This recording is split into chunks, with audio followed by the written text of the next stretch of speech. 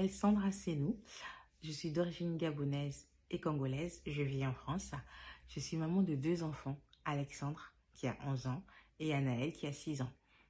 Alors, je suis autrice d'un livre jeunesse qu'on appelle Les aventures d'Alexandre, le rêve d'Alexandre.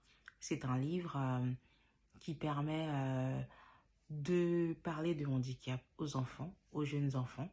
Le livre n'aborde pas en lui-même la question du handicap, mais les illustrations montrent bien un enfant handicapé, ce qui permet d'aborder ces sujets avec les enfants. Je suis aussi créatrice de podcast. J'ai un podcast qui s'appelle Nos vies extraordinaires. Dans ce podcast, je fais intervenir la plupart du temps des parents qui ont un enfant porteur de handicap, mais pas que, les enfants handicapés aussi, les professionnels qui travaillent avec des enfants handicapés. Le but est vraiment qu'on parle plus de la question du handicap et que ça ne soit plus un sujet tabou. Parce que en France, comme en Afrique, on ne parle pas assez de ces sujets, ce qui fait que les personnes handicapées sont souvent stigmatisées parce que on ne sait pas. Ce qu'on ne sait pas fait peur. Et récemment, j'ai créé l'association qui s'appelle Nos enfants extra capables. Pourquoi nos enfants extra capables? Le nom le dit lui-même. Le but est vraiment de montrer que les enfants handicapés ont aussi des capacités. Des capacités qu'on ignore la plupart du temps parce qu'on ne leur donne pas les moyens de les mettre en avant. La plupart du temps, ils n'ont pas les mêmes chances que les autres enfants. Des fois, ils peuvent même pas aller à l'école. Donc, c'est un peu difficile de savoir de quoi ils sont capables. Or, ces enfants ont des grandes capacités qui ne méritent qu'à être connues, qui ne méritent qu'à être vues. Donc, l'association est là pour accompagner les enfants porteurs de handicap à les aider à accepter le handicap de leur enfant. Parce que avant de parler du handicap de son enfant, il faut déjà l'accepter. Donc, on passe par des groupes de parole, on passe par des ateliers de bien-être. L'association apporte aussi de l'aide aux enfants porteurs de handicap en Afrique en leur apportant du matériel, par exemple, des logiciels, etc. En ce qui concerne le handicap, dans ma vie, dans ma famille, Alexandre, c'est un enfant qui est un grand prématuré. Je remercie le Seigneur aujourd'hui parce que j'en suis sortie grâce à plusieurs choses. Déjà, la prise de conscience, lorsqu'on se rend compte qu'on est triste tout le temps, qu'on est malheureux, on se dit, bah non, on va pas continuer comme ça.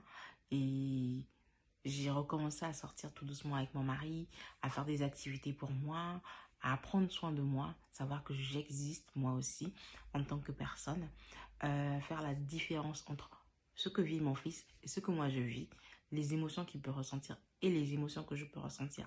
Bien qu'en tant que parent, lorsque notre enfant souffre, on souffre avec lui, des fois même plus, mais j'ai appris à différencier les choses pour mon bien parce que j'aurais pu sombrer dans la dépression et vraiment pendant un très très long moment. Donc on apprend à savoir quelles sont ses limites, à quel moment on ne peut plus.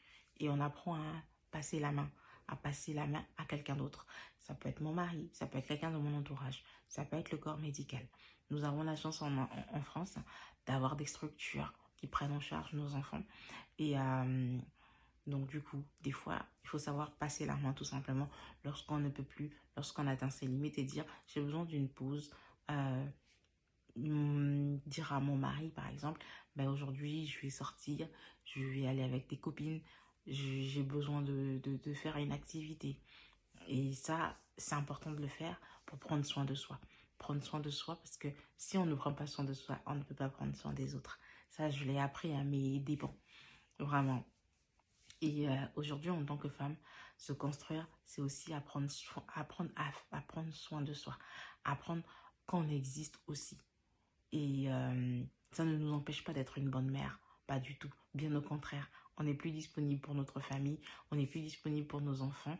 Et on tolère un peu plus de choses lorsqu'on est disponible. Nous, voilà un petit peu par rapport à moi, par rapport au message que j'avais à passer. C'est vraiment le handicap, certes, mais le handicap, on doit essayer d'en faire une force. On ne doit pas en avoir honte. Chère maman, n'ayez pas honte de votre enfant handicapé.